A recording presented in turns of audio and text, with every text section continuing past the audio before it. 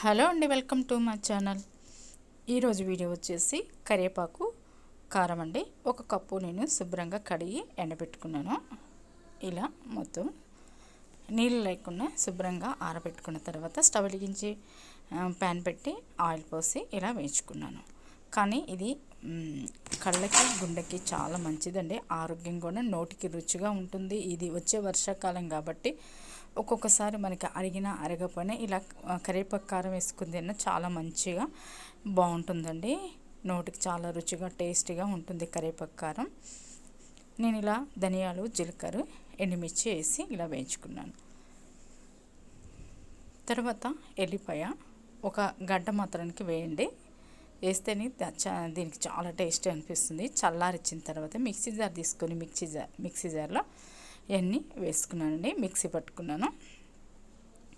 ఇలా మిక్సీ తగినంత సాల్ట్ వేసుకోవాలి. సాల్ట్ వేసుకొని ఇలా మిక్సీ పట్టుకోవాలి.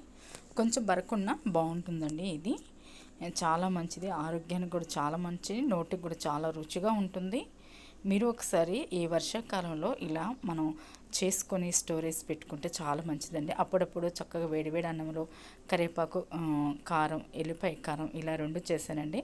నెయ్యి వేసుకొని మనం వర్షాకాలంలో అప్పుడప్పుడు తింటే చాలా బాగుంటుందన్నమాట.